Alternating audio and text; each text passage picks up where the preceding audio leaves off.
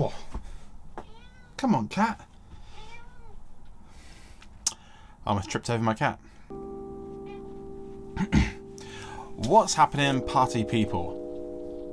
Never said that before. So as promised, this is the ride video for the Vanpowers that I was sent to try out.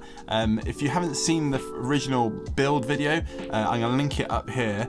It was essentially a modular Meccano Lego type deal bike. Comes in a box a bit bigger than a bike wheel, and it's one of the most fun I've had building a bike. Like, it's wicked. So this is the ride video, as I promised. I'm going to keep it kind of short to the intro. There's not a lot to say about it right now, but a lot of you have been quite enjoying my ride videos lately, and kind of like the 360 camera stuff and the angles and whatever else. So let's go for a ride around London.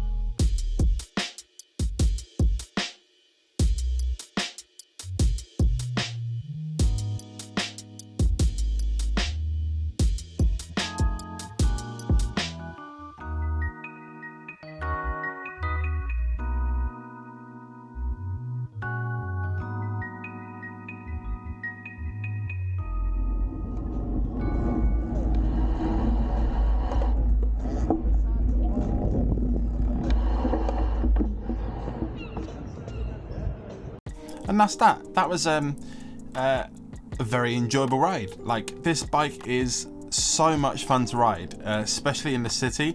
I will say, because it's a single speed bike, the big long stretches that I have to do between my house and the city, they're not as fun. But as soon as you get into the busier parts and you're kind of in and out of cars and kind of like trying to get through traffic, like, it's super fun. Another thing I was really surprised about was the belt drivetrain. I've never tried one of those before. I'm going to go into way more detail with the components in the next video when I do the actual full review, but I want to do some more miles on it first. But the actual drivetrain itself, it feels really good, and it's silent.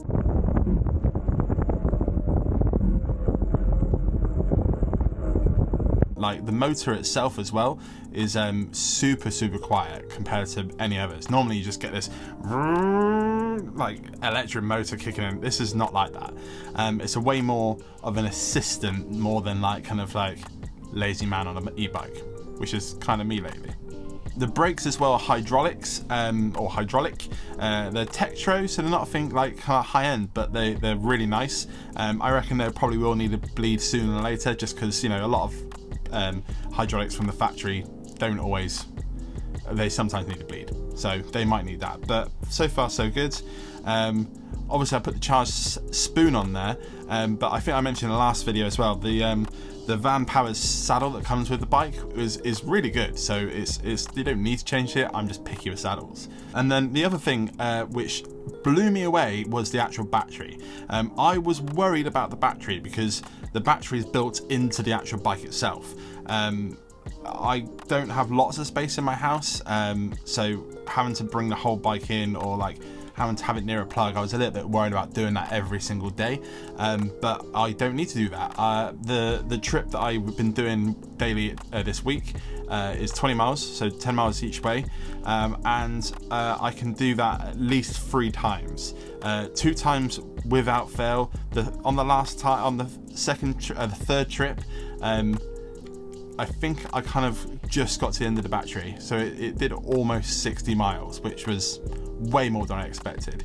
The other thing on that as well is I use boost way more than most people probably do, so that just goes to show how good this battery is. So I've only had to really charge it every few days really, and even then don't really have to do that, so battery is very good. The other thing I was also worried about with this bike was the fact that a lot of e-bikes often have fat wheels.